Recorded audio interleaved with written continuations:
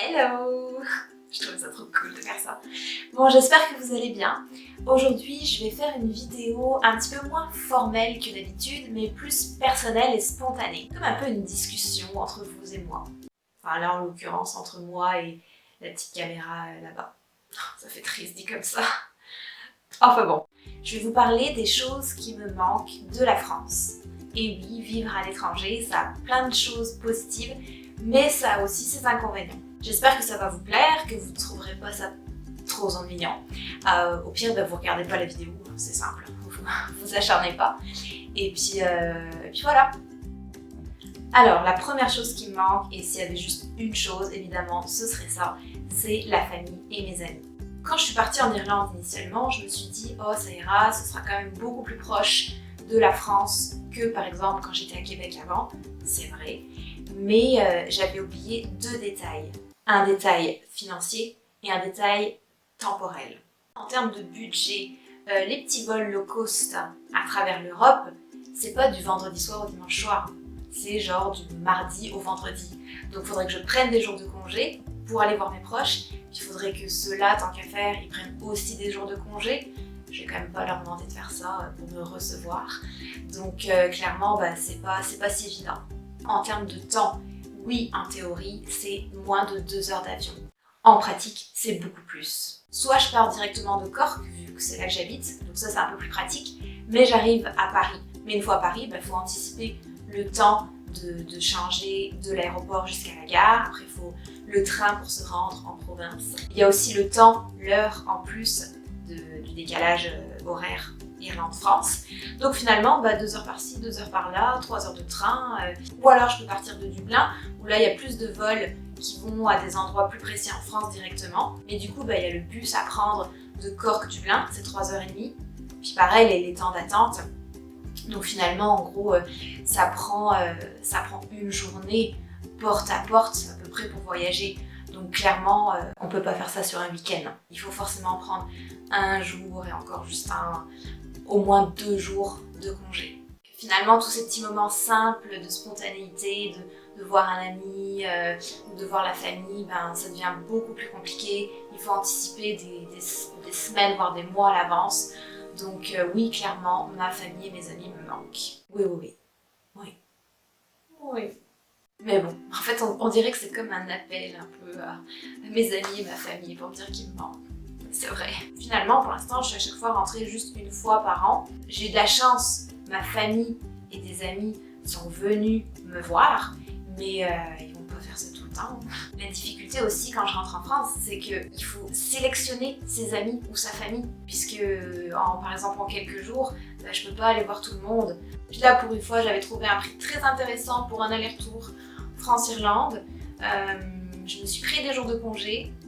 Puis là, du coup, je pense que ça va tomber à l'eau parce que c'est très très bientôt. Et puis là, en ce moment, à cause du coronavirus, c'est pas vraiment le moment. Donc, je suis dégoûtée, quoi. Ensuite, l'autre chose, je pense, primordiale qui me manque à moi, c'est vraiment personnel, c'est le confort. Le confort intérieur, le sec, le chauffage, l'absence de moisissures. Vous avez un peu compris le concept. J'avoue, je pourrais faire une vidéo entière sur les logements, le froid dans les logements, les moisissures. Il y a vraiment de quoi dire. J'ai pas prévu de rentrer trop dans les détails pour cette vidéo, mais en fait, il y a deux choses.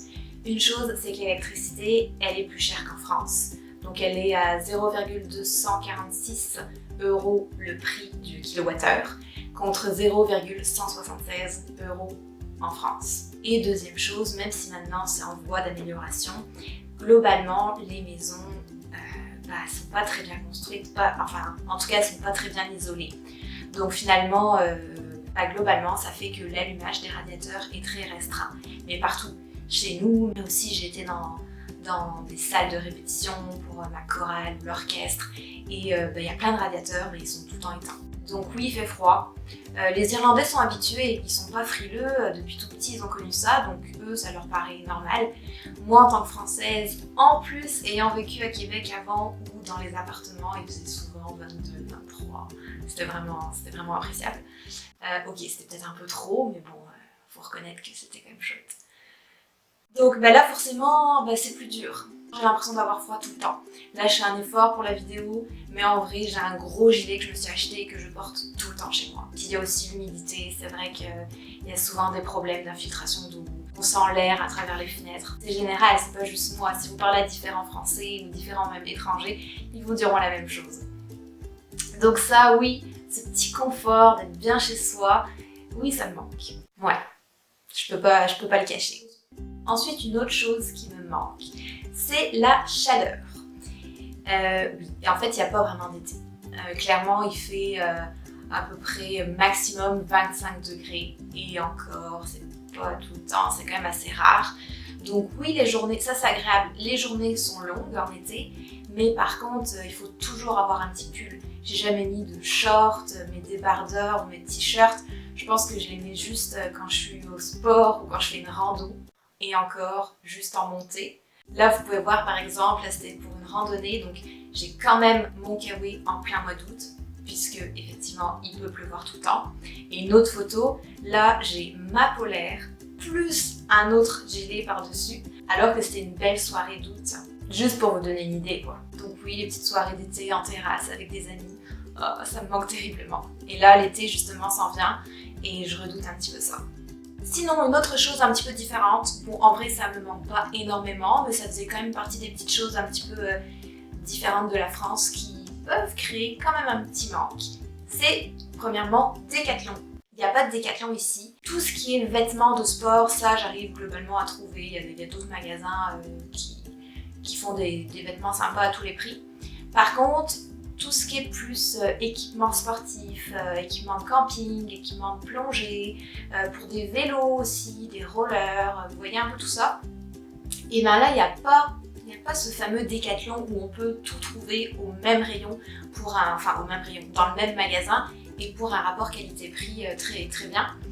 Et bien ici, il y a d'autres magasins, mais ça va être plus différents magasins selon ce qu'on va acheter. Et puis tout de suite, c'est beaucoup plus des marques, donc c'est beaucoup plus cher. Donc ouais, Decathlon, ce serait bien s'ils pouvaient arriver en Irlande. Et toujours un peu dans la même thématique de magasin, aussi ce qui me manque, c'est les Jiffy ou les Centracor, ce type de magasin où on peut acheter de la petite déco, du petit mobilier sympa pour pas cher. Ici, soit c'est vraiment pas cher, genre 1 ou 2 euros, mais là, la qualité, elle est pas là. Ça dépanne bien pour le basique de basique, mais dès qu'on veut peut-être de la vaisselle un petit peu plus sympa ou je sais pas, une petite table basse un peu tendance, mais simple quand même, et non, j'ai du mal à voir. Il y a d'autres magasins de déco, mais du coup c'est quand même vite plus cher. Moi, il n'y a pas notre petit magasin Jiffy Centracor. Alors ça, c'est le genre de truc que je me rendais pas du tout compte quand j'étais en France, qu'en fait j'y allais assez souvent et que c'était bien pratique. Mais maintenant que je les ai pu, ouais, c'est vrai que ça manque un peu. Il y a Ikea quand même, mais juste le plus proche c'est à Dublin. Donc c'est quand même 3h30 de route. Donc pour aller juste regarder un petit peu ou acheter une petite bricole, ça en vaut pas vraiment le coup. Faudrait qu'ils s'installent un Ikea à Cork.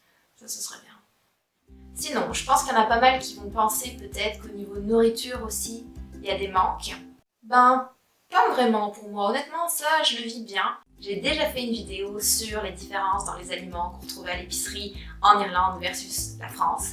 Donc je vous invite à aller la regarder, là tout est détaillé un petit peu. Oui, c'est sûr que les rayons fromage et les rayons charcuterie ils sont moins développés. Grand classique pour une Française. Mais franchement ça me manque pas. Ce qu'il y a ça me suffit bien. J'ai appris de toute façon en vivant à Québec à aimer le cheddar. Puis là ici en plus il y a du brie, il y a du coulommier, du bleu, les basiques pour un prix tout à fait plus accessible qu'à Québec. Donc moi ça me fait un bon compromis, ça me va. Si je veux rentrer dans le détail du fromage, du reblochon pour faire de la tartiflette, ce serait bien. Et puis du fromage à raclette. Il y en a un petit peu au fameux English Market, donc c'est un grand marché à Cork.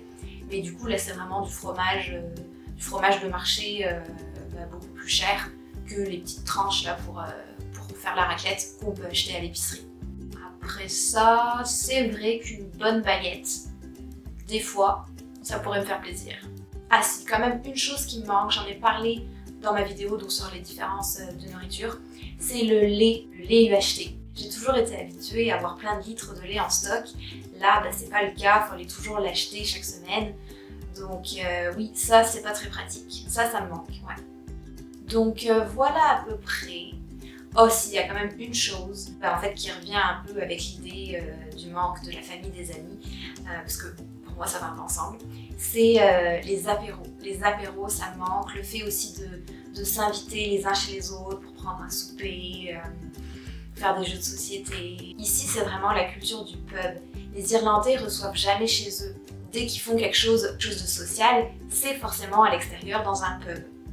Bon, en même temps, vu le froid, l'état un peu des maisons, c'est vrai qu'ils sont mieux d'aller dans les pubs. Mais moi, en tant que Française, ça me fait bizarre. Oui, avec quelques Français que j'ai rencontrés ici, on se retrouve les uns chez les autres, mais on sent que c'est pas dans la culture. Donc ça fait un peu bizarre. Ça me manque un peu, même beaucoup. Ouais. Donc voilà, je pense que j'ai fait le tour globalement. Des choses qui me manquent. Il n'y a pas de grosses différences vraiment majeures. Globalement, c'est pas des choses très vitales, mais quand même, c'est des choses qui sont un petit peu inconfortables et qui, à la longue, peuvent quand même un peu peser sur la balance, pour être honnête. Mais bien sûr, il y a aussi plein de choses que j'aime en Irlande. Je veux faire une vidéo d'ailleurs là-dessus, parce qu'on va pas rester juste sur les choses qui manquent. Non, il y a aussi des bonnes choses en Irlande que je vais vous partager. En fait, c'est hyper difficile comme ça dans une vidéo un petit peu plus en tête-à-tête avec vous, de rester vraiment concentré sur la caméra. J'ai vraiment tendance à vouloir regarder ma petite tête, là, ou bien le paysage dehors vu sur la mer. Ouais, ça fait partie des choses que je mettrai dans ma vidéo sur les choses que j'aime en Irlande. Cette vue face à la mer, ça c'est quelque chose que... ça fait partie des points forts ici. C'est vrai, je dois avouer. Ouais.